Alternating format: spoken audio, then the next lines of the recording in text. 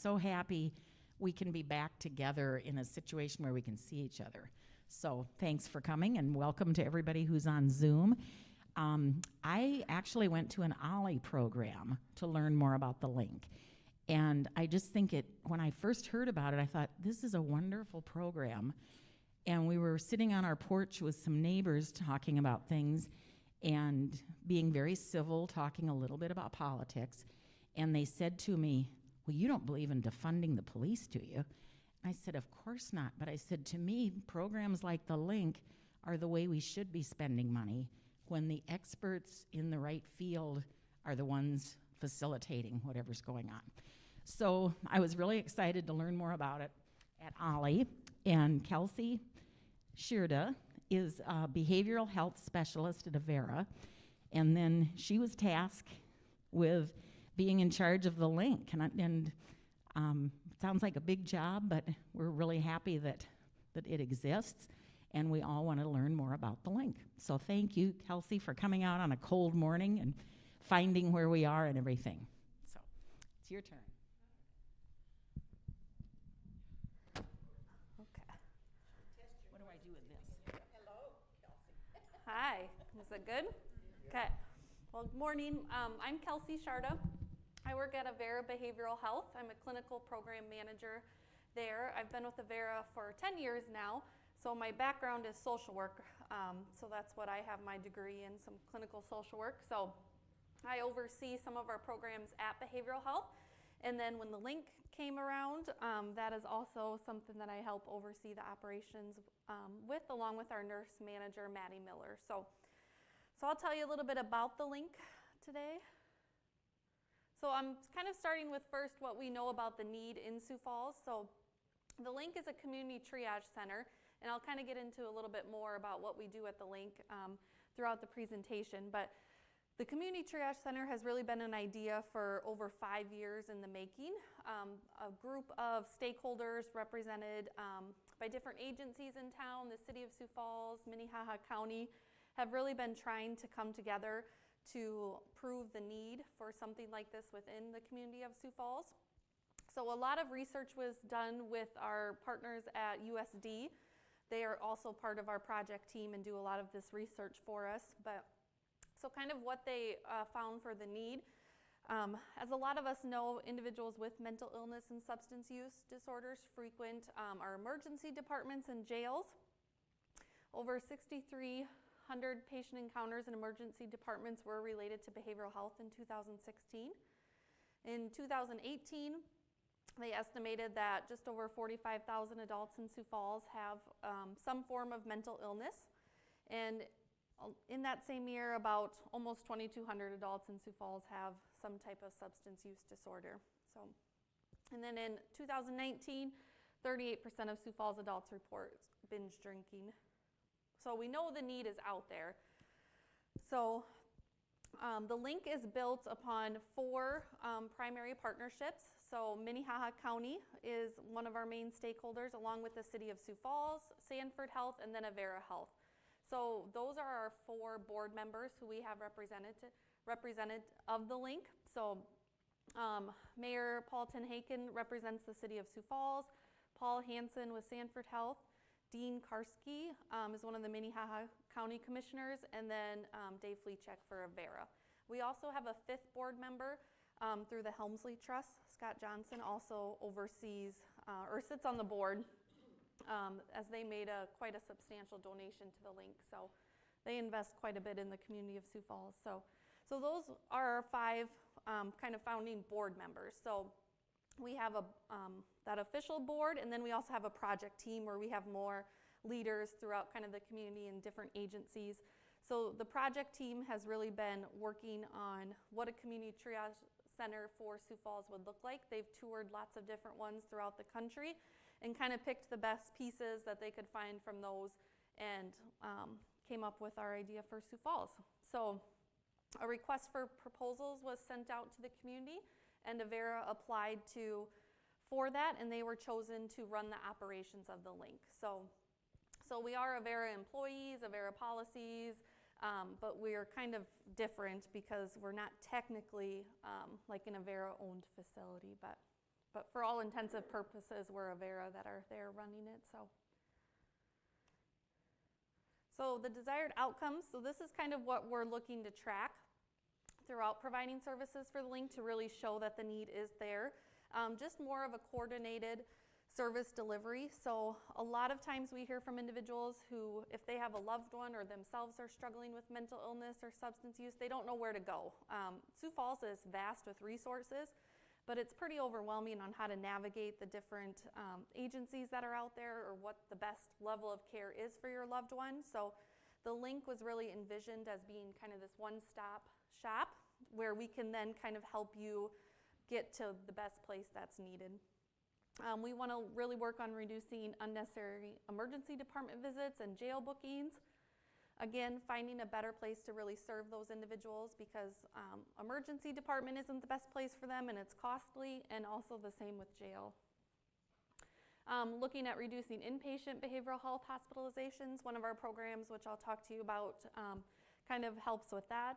And then just, again, overall improved care for our community and normalizing kind of the conversation around mental health and addiction, because as we saw, a lot of us, either we personally maybe struggle with it or we know somebody who has, whether it's a family, friend, neighbor. So the vision of the link is really to create a community where hope lives and everyone is respected. And then just kind of skipping down to our values, compassion, respect, and safety. Those really have driven kind of how the facility was designed, the care we provide, because oftentimes these individuals who we serve at the link have not been shown those type of things, whether it's in jail or just, they tend to be the most marginalized individuals that we're serving, so they don't necessarily get shown a lot of respect or compassion, maybe in other areas of their life. So this, we'll see if I can figure this out here.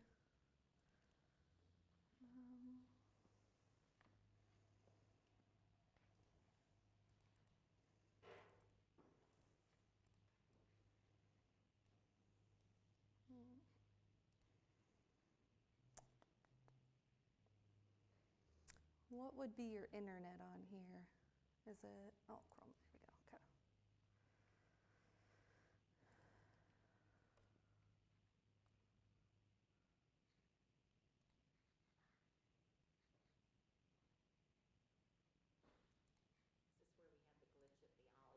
Yes, we'll see if we can figure it out. Okay. Do you know how we would do volume? Judy, you're our expert, right? Well, I'm not the expert. Nathan, how do we pick the volume up? Are you going to run off the internet? Or you Yeah.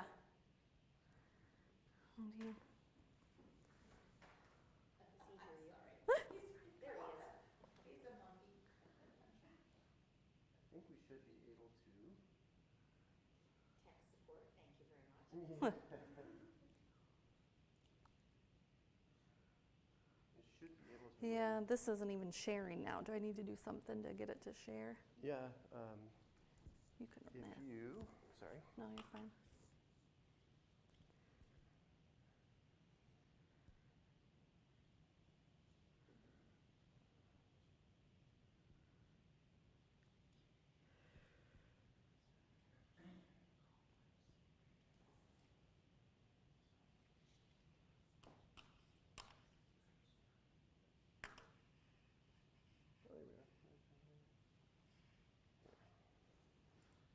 What is your favorite Christmas carol? Do you have Oh, yeah, the first Noel is one of my favorites songs.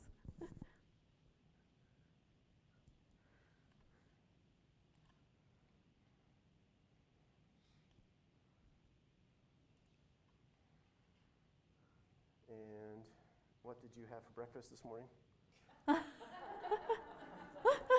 Cottage cheese, fruit, and some pecans. That is wonderful. Yes. What did you have for breakfast this morning? I had a cup of coffee. Oh, you need your breakfast yet. I do. We're going to duplicate. Oh, there we go. No, keep changes, sorry.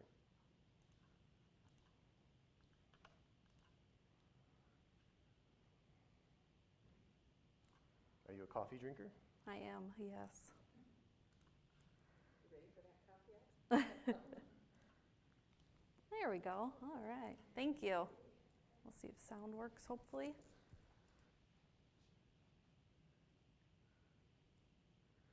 Still no sound.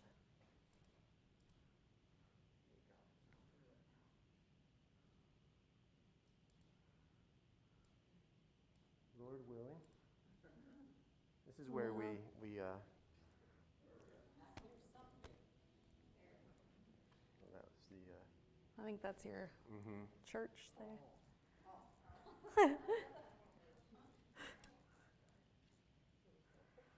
Yeah. oh, right here. Oh, there you go. Maybe. Yeah, that should do it. All right. You know someone who has Oh. needed help with issues related to mental illness. Well, Not on the TV, but.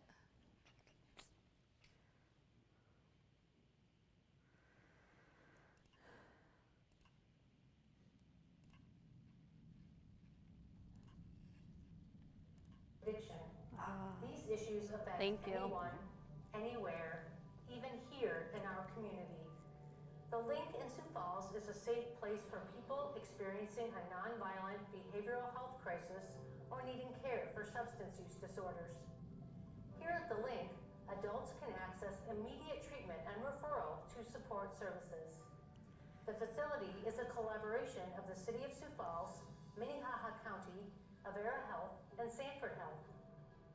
Anyone is welcome at the Link. Our mission is to empower individuals to seek care and provide a link to services that will help them thrive, serving through our key values of compassion, respect, and safety. The Link provides an appropriate treatment environment for those who come here for care. The Link provides crisis stabilization for individuals experiencing an acute mental health crisis who need short-term stabilization with an average length of stay up to 23 hours. Staff help create a crisis response plan with recommendations for aftercare. Another program of the Link is withdrawal management, where individuals receive detoxification treatment for substance use disorders. We have trained health professionals on staff who provide daily visits and who invite individuals to participate in programming here at the Link. The average length of stay in this unit is 3 to 7 days. Our staff will also help create an individualized aftercare plan that could include arranging outpatient treatment or referring individuals to other community resources. The Link also has an observation unit for intoxicated individuals to provide support as they reach a safe level of sobriety. The average length of stay averages between 8 and 12 hours, and staff will provide connections to community resources and education regarding substance use treatment options. The Link is here for any adult in our community who needs help with mental illness or addiction. Individuals may come to the Link on their own. They may come with a family member or friend, or they may be brought here by paramedics or law enforcement. The important thing is, we want you to come to the Link if you need help.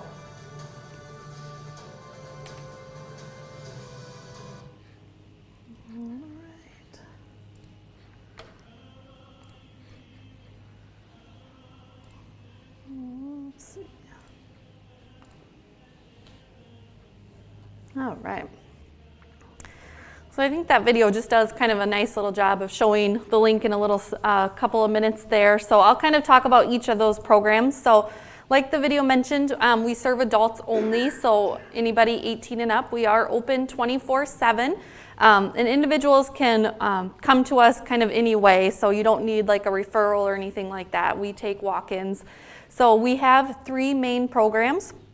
So the first one I'll tell you about is our medically managed withdrawal or detox. You maybe hear it called quite a bit. So when the Link opened, previously the county provided detox services out of the jail. So we took over that service, so that's not something that the jail provides anymore. And we moved it to a medically managed model. So before it was just kind of referred to as social detox, so there was no nursing on staff all the time. Individuals were not given medications to help with the withdrawal process. So they just kind of would receive programming, and they had staff there, of course. But so now we provide medically managed withdrawal. So we have a provider there 7 days a week. So they round on every individual that's there in withdrawal. We will provide them medication to help with that detox process because individuals tend to get pretty sick, and it's kind of a miserable process. So there are some medications that kind of help individuals go through that. Usually that process takes about 24 to 48 hours, just kind of depending upon the individual. And then the medications are then stopped that help with that process. So we have 10 individual rooms. You could kind of see from the video when it was spanning around. We have 10 individual rooms for our withdrawal program. We have nursing on staff 24/7. Our other staff are comprised of behavioral health technicians, so they oversee a lot of our programming, kind of make sure meals get out, that type of stuff, the duties of the unit. We have triage technicians, LPNs on staff. We also, like I mentioned, have a provider there. Our providers are nurse practitioners. So we have a couple of those, and they're there 7 days through the week, kind of rounding on individuals. We have security on site 24/7, so we do have a security guard. We are a locked facility, so individuals do have to buzz into us, and then they'll get let in, and our staff will meet with them. So the average length of stay for our withdrawal program is about 4 days on average. We provide programming too while they're in that, so we do about 5 hours of group programming. So we teach them like skills about healthy living, how to maybe establish a routine, self-care, also educate them about the disease of addiction. We do have a CD counselor on staff full-time as well. So he meets with all of our individuals to really help facilitate that next step. So we're kind of considered pre-treatment. So oftentimes we're getting people to that next step. So whether that's 30 days of inpatient treatment or some intensive outpatient, our counselor kind of helps meet with them and decides what that looks like. We also have a peer specialist, which is something we're excited about. That's kind of a newer service that's come into Sioux Falls. And that's somebody who has experienced of the disease of addiction. So the individual that we have has been sober now for 25 years. And what he does is he meets with all of our individuals as well, just kind of somebody that can relate to them. He does a group on our unit where they just kind of tell stories and, again, just kind of relating and understanding they're not alone. He will meet people at AA meetings. So, again, trying to kind of facilitate that next step. He's had about, I would say like half a dozen individuals he's met with so far that consistently show up at AA meetings with him after coming to the link. So that's really cool to see. Our next program there is observation or sobering. We sometimes call it as well. That's the picture of that room there. So that service is for individuals who are acutely under the influence, and they just need kind of a safe place to be. So again, they used to go to the jail for that. So they can be brought to us. Oftentimes it is by law enforcement where they're brought in. And we just provide them a safe place to kind of sleep, rest. Average length of stay is kind of 6 to 8 hours. So our staff do round on them, make sure they're okay, but it's pretty limited services. We do offer them the option to come over to withdraw, and some do, but a lot of times these people are pretty deep in their addiction. So we do have some friendly faces who kind of frequent us most evenings out of the week. So again, providing a place for them. This room there has 8 cots, and that's for our male population. So we do have a separate room for females. So if we were to have females, in which we do most nights, they have their own room as well. So they have their own bathrooms, they can shower, we'll wash their clothes if they come in with dirty clothes, and then we will give them kind of a sandwich on their way out. So like I mentioned, the majority of that population is brought in by our law enforcement folks. So the third service up there is crisis stabilization. So in that video, that was that 3 recliners. That is for individuals who are experiencing an acute mental health crisis. So maybe they don't necessarily need the inpatient level of care at behavioral health, but just need sometimes a safe place to be for a few hours, talk to somebody. That service is what that's designed for. So they can stay with us up to 23 hours. So kind of think of it like observation.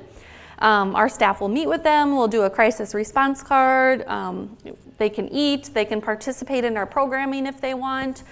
If after some time we still don't think they're safe, because we do assess everybody for suicide, we can get them to behavioral health then. So it's kind of a smooth transition. So that service is really for those folks who maybe frequent our behavioral health but don't necessarily always need that level of care but just need a safe place for a little bit. Or individuals who maybe frequent the ED. Example is maybe like panic attacks. A lot of panic attacks sometimes go to the ED. They could come to us instead. That service, surprisingly, hasn't been utilized as much as we had hoped. I think it's a new service in Sioux Falls.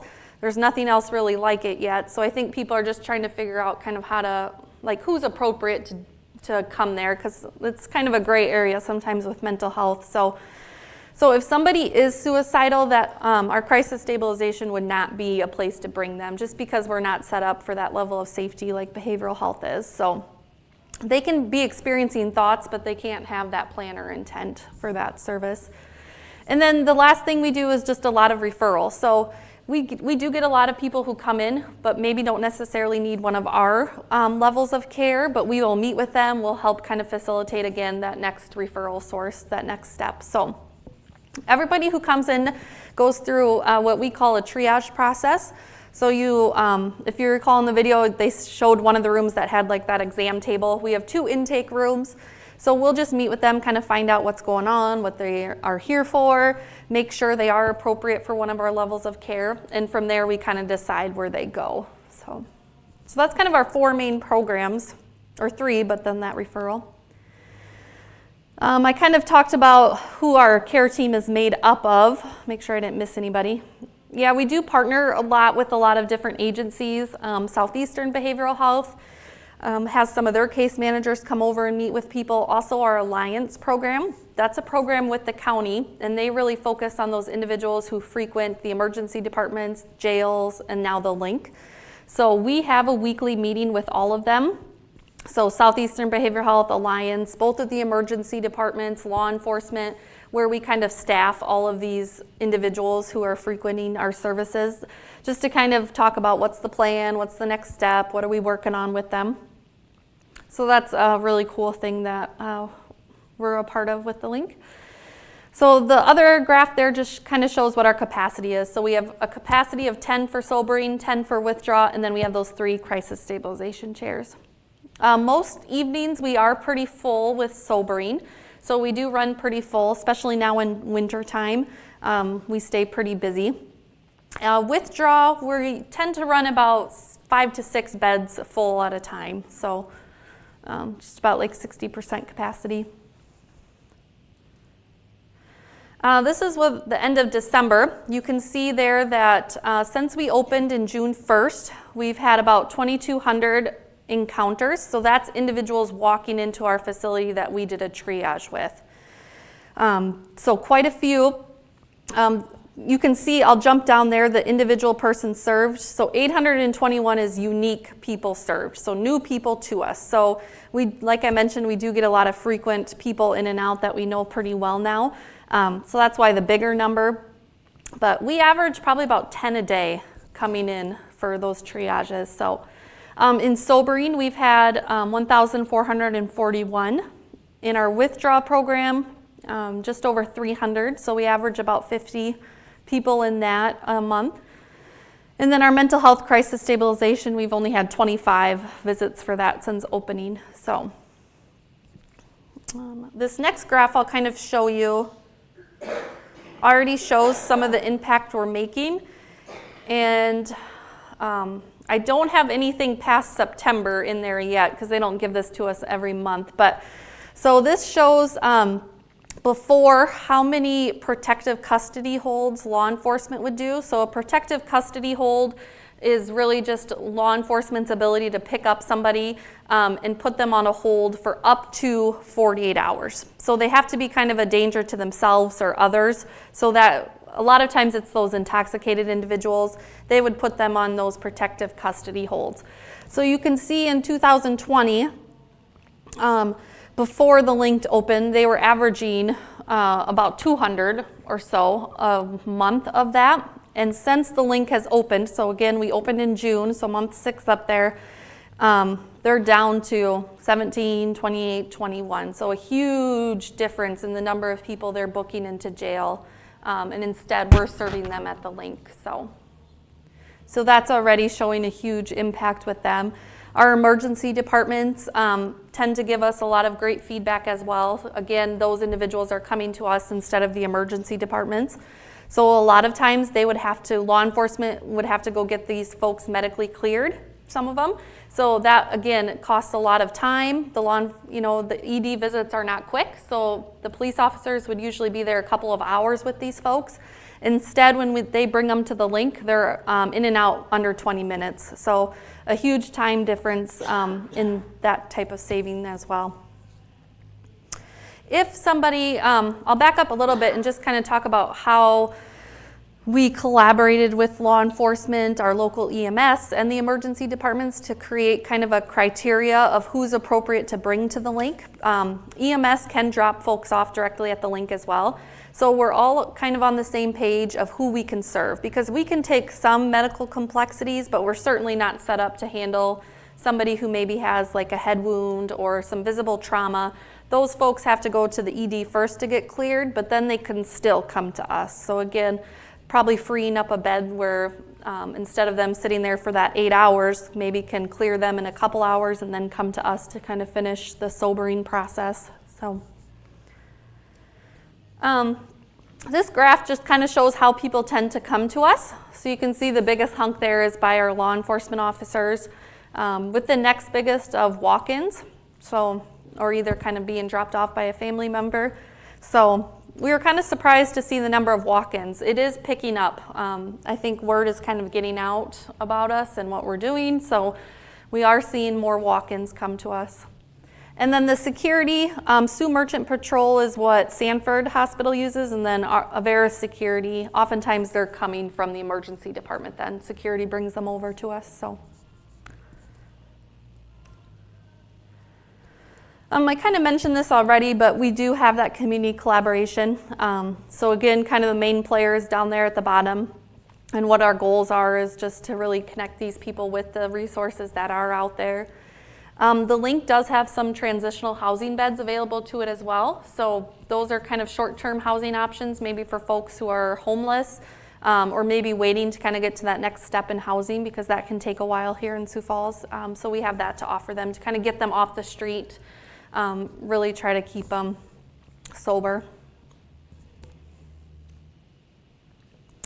Just some feedback we've gotten so far. We do pass out like satisfaction surveys to everybody who comes for our withdrawal program. And so far we've just gotten a lot of great feedback. You can see some quotes up there, but patients tend to be pretty happy so far with the care we're providing. So I do want to show quick, we'll see if I can figure this out. And maybe some of you have seen this. A few weeks ago, Kelloland did a little story about an individual who actually went through our withdrawal program. He did an interview about the link and just the impact it had for him.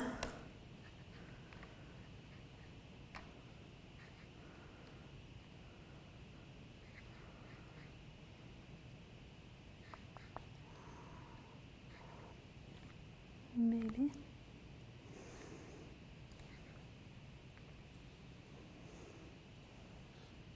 There we go.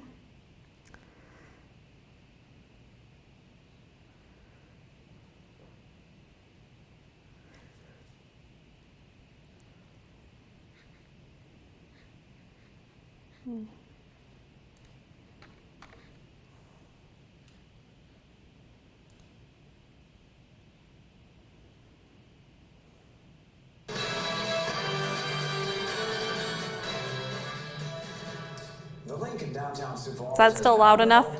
Yeah. 6 months. Yeah, it's helped hundreds of people in that time, dealing with a variety of issues from substance abuse to mental health challenges. In tonight's Eye on Teleland, Dan Santella tells us how the program has helped one man in his battle with addiction.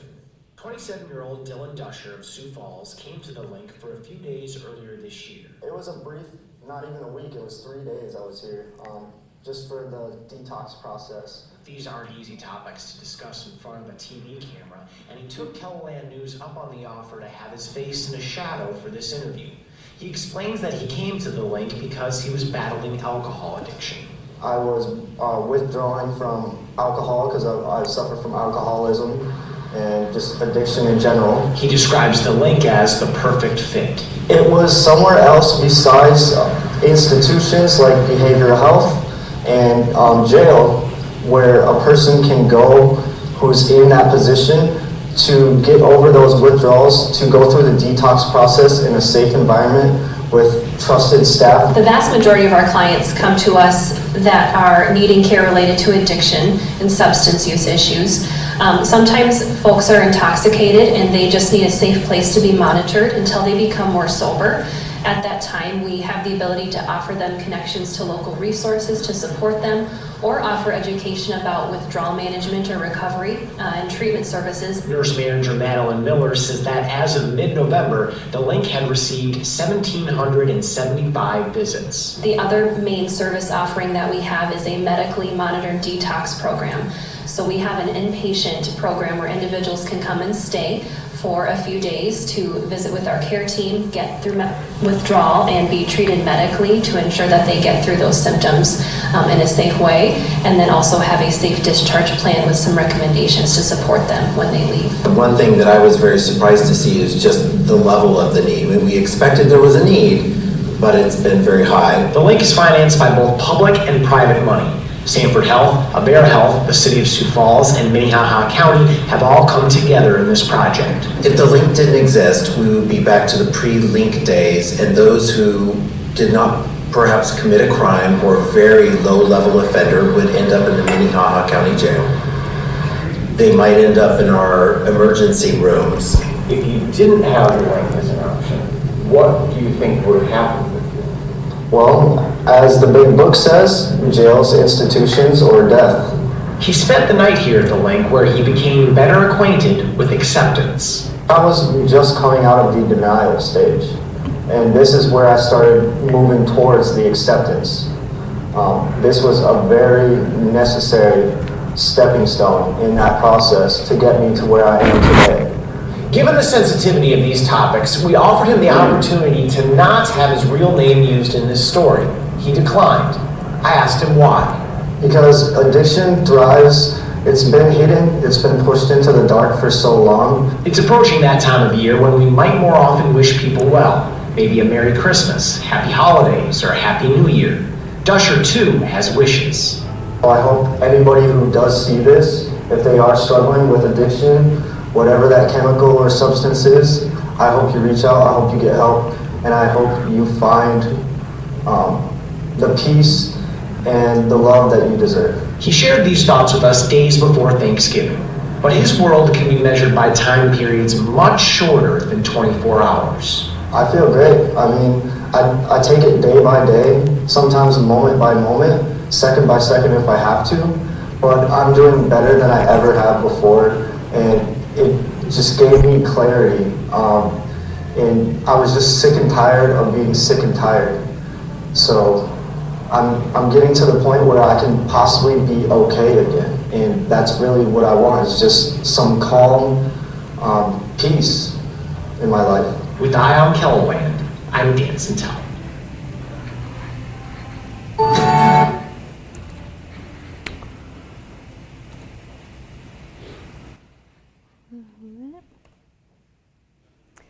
And then just kind of vision for the future. So as I mentioned, data collection is a huge component of what we're doing, and luckily we don't have to do it all. USD is helping us with that. But as the video mentioned, we really are run by the donations of our 4 main entities. So Avera, Sanford, City of Sioux Falls, and the county all put funds towards running the link. They've committed to an initial 3 years of running it. So our data collection is really huge to kind of prove that we are making a difference in the community.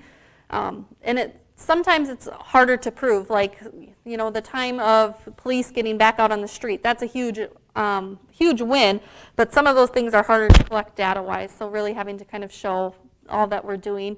We're continuing to kind of learn and improve our workflows. They tend to say programs need to be open a good year before you kind of get things nailed down, so we're continuing to learn about that. We are kind of having conversations about what things might look like for urban and rural areas. That's a big thing for our state right now, is creating some of these access points across the state. So again, we're pretty rich here in Sioux Falls, but what do these smaller communities do?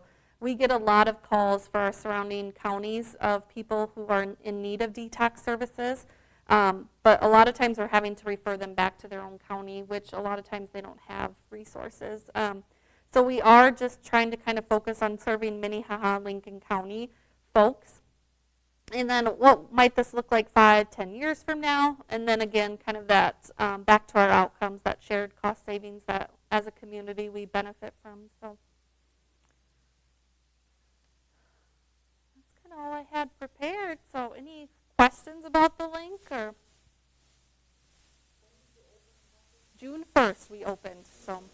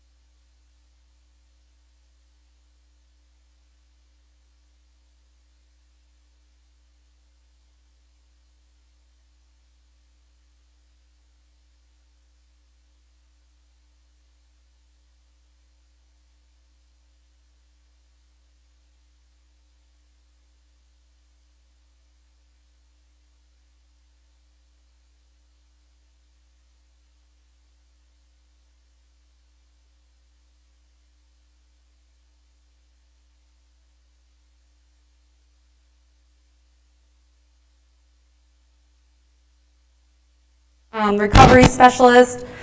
They report to me just because more of the, yeah, thank you, more of that type of background aligns more with me than our nursing staff, so, yep.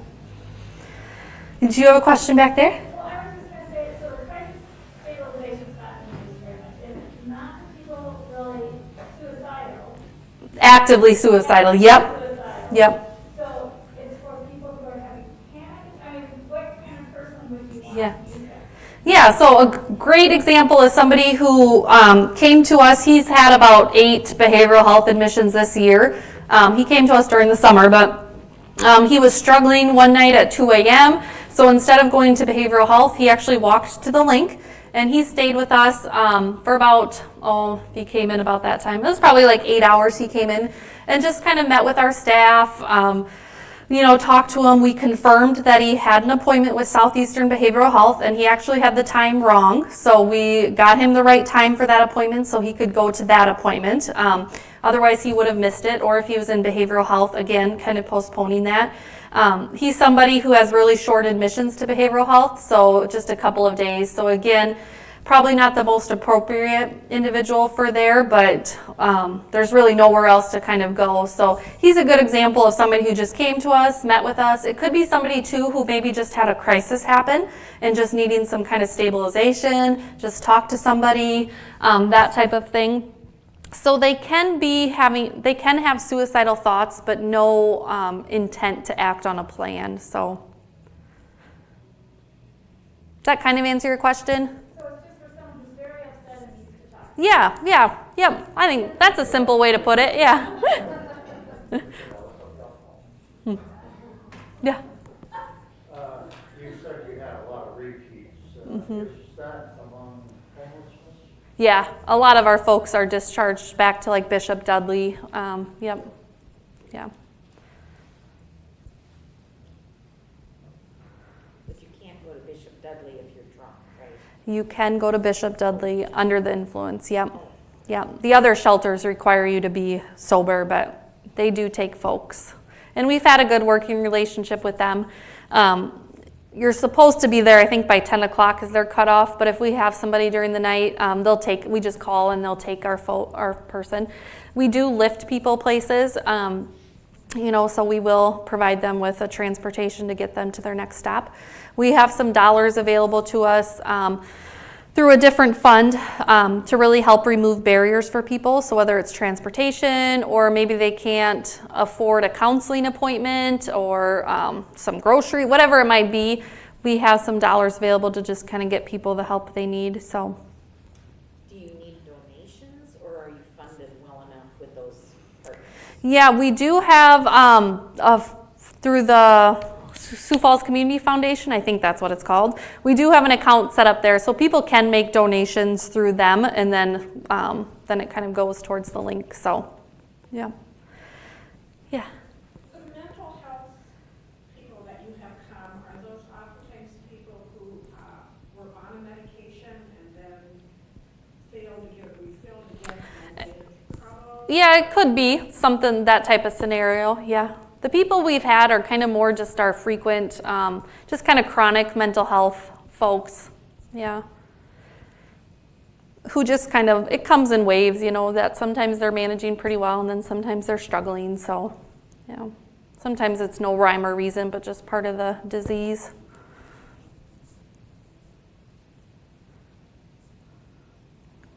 Questions, or?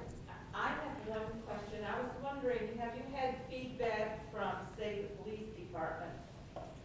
Are they appreciating having that off their shoulders, that they've got a place where they can put people that? Yeah, we've had a really good working relationship with our officers, so they do seem, we have weekly meetings, our leadership team does, with, I forget, he's in charge of the police. I'm blanking on his title right now, but Jeff Gromer, we have weekly meetings with him. So if there are issues, we talk about it, problem solve right away. We don't let things kind of build up. So we've had a really good relationship with them.